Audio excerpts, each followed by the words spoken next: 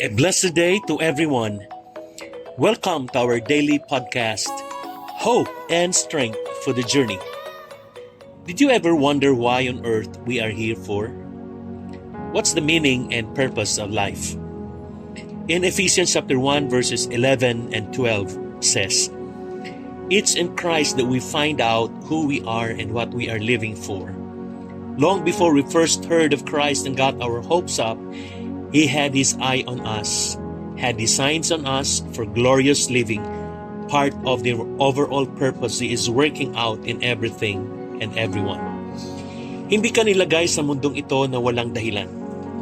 Dinisenyo ng Diyos ang bawat isa sa atin upang maging kakaiba sa lahat ng Kanyang nilalang. Hindi ka nilikha ng Diyos para lang ubusin ang mga resources ng mundo at baguhin ang formation nito. Ang kumain, huminga, at magpasikip lang sa mundong ito. Have you thought of a much deeper reason why God created you? Si Mark Twain, a great American writer and humorist, minsang nagsabi ng ganito, "Ang dalawang pinakamahalagang araw sa buhay mo ay ang araw ng iyong pagsilang at ang araw na iyong natuklasan ang dahilan ng iyong pagsilang." The two most important days in your life are the day you're born and the day you find out why. Nilikha ng Diyos ang lahat ng bagay ng may maliwanag na dahilan.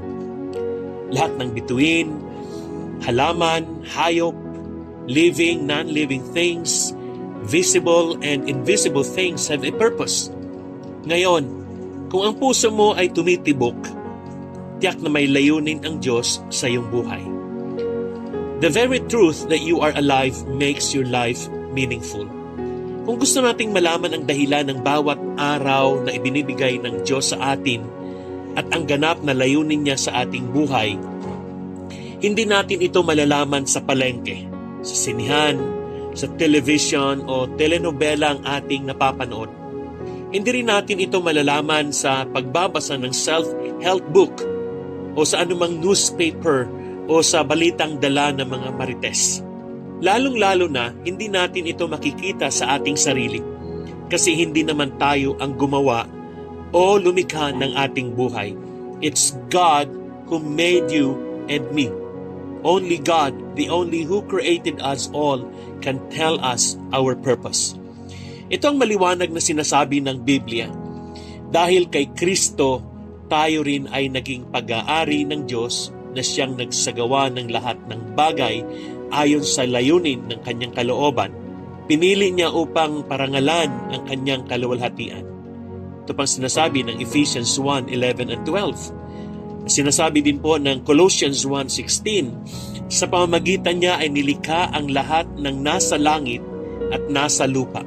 Nakikita man o hindi, ang lahat ay nilikha ng Diyos sa pamamagitan niya at para sa Kanya. These verses clearly expressed that we were made by God.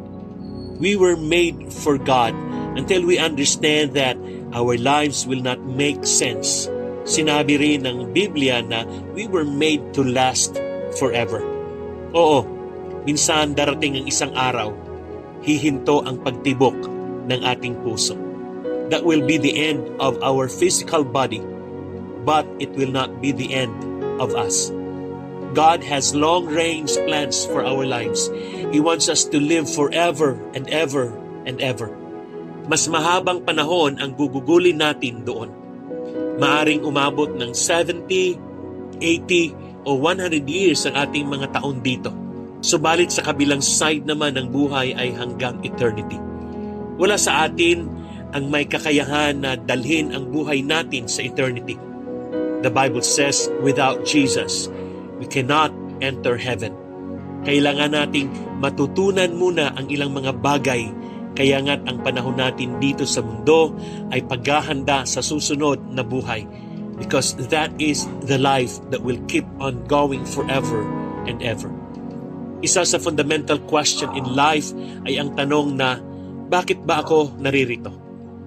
Mahalaga na may maliwanag na sagot tayo sa tanong na ito upang wag masayang ang ating naging buhay sa mundong ito. If we want to know why we were placed on this world, we must begin with God. We were born by His purpose and for His purpose. Unless we believe that God is the center of it all, the question of life's purpose is meaningless. Amen.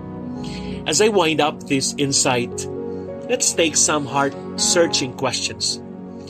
Have you seen the importance of the question, why I am here for? Bakit mahalaga na meron tayong tamang sagot sa question na ito? How did you discover God's purpose in life? Meron ka bang kilala na may struggle in discovering their life's purpose? What can you do to share with them what you have learned? Amen.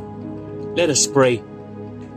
Dear Lord, as we begin to take steps in the direction of our purpose upon discovering what this life is for, we ask that you give us wisdom.